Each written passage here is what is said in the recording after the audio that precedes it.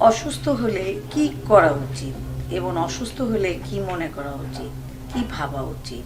হাদিস শরীফে আছে, হযরত আব্দুল্লাহ রাদিয়াল্লাহু সাল্লাম থেকে রেওয়ায়েত, তিনি বলেন, আমি হযরত রাসূল সাল্লাল্লাহু আলাইহি সাল্লামের পীড়িত অবস্থায় তার নিকট গেলাম। এ সময় তিনি কঠিন জ্বরে আক্রান্ত হয়েছিলেন। আমি বললাম, নিশ্চয় আপনি কঠিন জ্বরে আক্রান্ত। আমি এও বললাম যে এটা এজন্য যে আপনার জন্য দ্বিগুণ সওয়াব রয়েছে। তিনি বললেন, হ্যাঁ, তুমি ঠিক কথা বলেছ। যে কোনো মুসলিম মুসিবতে আক্রান্ত হয় তার উপর হতে গুনাহ সমূহ এভাবে ঝরে যায়, যেভাবে একটি গাছের পাতা ঝরে যায়। আব্দুল্লাহ হাদিস শরীফে বলেছেন, আমি একদা হযরত রাসূল সাল্লাল্লাহু আলাইহি সাল্লামের খেদমতে উপস্থিত হলাম। তখন তিনি ভীষণ জ্বরে আক্রান্ত। আমি আরজ করলাম, ইয়া হযরত রাসূলুল্লাহ, আপনি ভীষণ জ্বরে আক্রান্ত হয়েছেন। তিনি বললেন, হ্যাঁ, তোমাদের দুজনের যে পরিমাণ জ্বর তাই আমার হয়েছে। আমি তখন প্রশ্ন করলাম, আপনি যে দ্বিগুণ সওয়াব পাবেন, এ কি সে কারণে? তিনি বললেন, হ্যাঁ, আসল ব্যাপারটা তাই। তুমি ঠিকই বলেছ।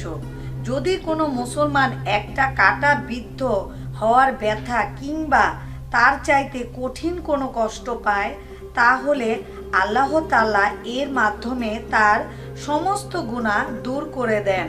যেমন একটি বৃক্ষ গাছ যেভাবে পাতা ঝরে যায়, ঠিক সেই রকম করেই আমাদের পাপ ঝরে যায়। হযরত আবু মুসা আশআরী রাদিয়াল্লাহু সাল্লাম বলেন, হযরত রাসূল সাল্লাল্লাহু আলাইহি সাল্লাম বলেছেন, ক্ষুধার্তকে খাবার দাও, রোগীকে সেবা করো, বন্দীদেরকে ছেড়ে দাও, এতেই কল্যাণ।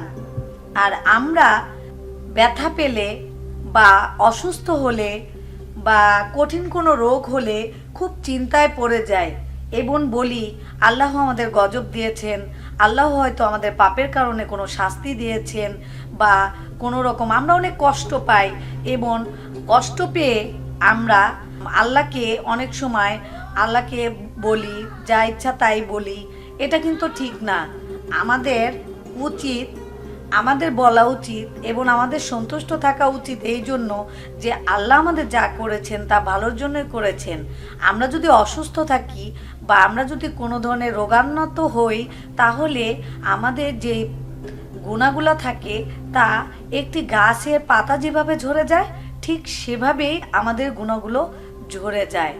আজকের আলোচনায় আমরা এইটুকুই বলবো।